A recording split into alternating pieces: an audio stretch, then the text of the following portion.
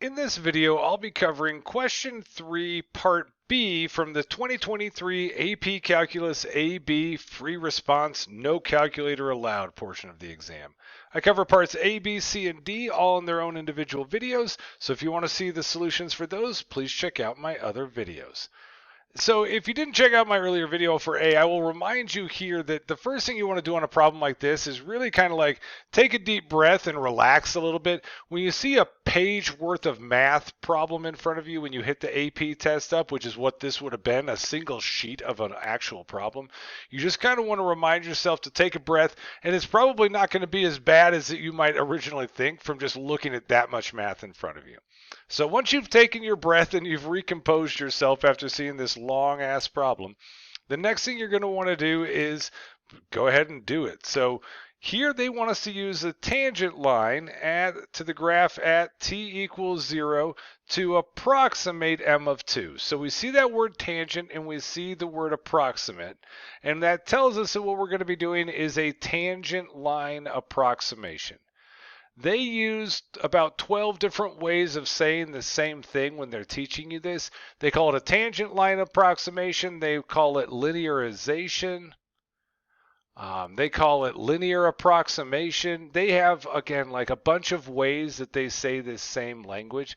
So depending upon what your teacher actually called it, you may or may not, recognize what you're looking at here. But we're looking for a tangent line approximation. All of these are the same thing. We're all really just trying to find the equation of a tangent line. And then from there, we're going to go ahead and use that equation to approximate a value. So when you find the equation of a tangent line, you always want to go through point-slope form. Point-slope form for a line looks like y equals m times x minus x1 plus y1. You want to memorize this. There's a version of the point-slope form you probably got taught that has the y1 over on the other side.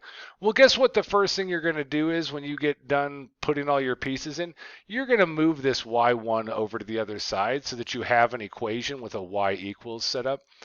I highly recommend just this version. Memorize this version of the point slope form. They're the same thing and they get you to the same place, and you don't have to do an extra move of algebra.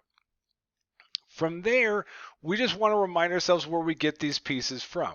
The m is our slope. In an algebra class, this was y2 minus y1 over x2 minus x1.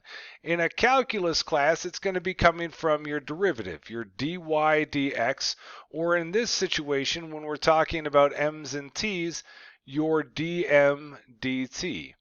Then the x1 and the y1, that's just your point off the graph. So some x, some y. And on here, they give us our point. Remember that we're talking at t equals 0. And they told us that this graph has the point 0, 5 on it from up above. They hid it in the language up top here. But you don't need to even read that language up top is the funniest part about a lot of this problem. So we get 0 and 5, that's going to be our x and that's our y. And now we just need to use our slope equation to find the slope. So dm dt is given by this derivative equation here. They also had it up there. So this is 1 over 4 times 40 minus m. Remember, this is where, keeping track of how these pieces work in terms of x's and y's. So whatever is on top, that is your y piece, that's your m in this situation. Whatever's on bottom, that's your x piece, that would be your t.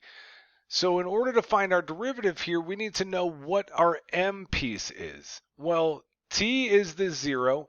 M is the 5. So if we're going to find dm dt, we're going to evaluate that at 0, 5. That's our t and that's our m. So we're going to take and we're going to plug into this formula m as 5. So 40 minus 5. Cleaning that thing up, you'll get 1 over 4 times 40 minus 5 is 35.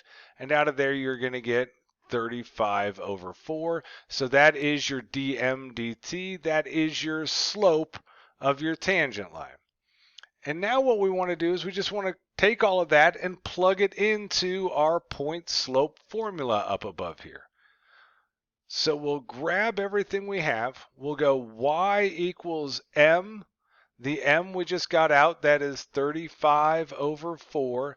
times, technically this would be a t in this problem. Instead of an x, you'd say t minus x1, which would be our t value that we had from our point, which would be 0, plus y1, which would be the m value from our point, which would be 5.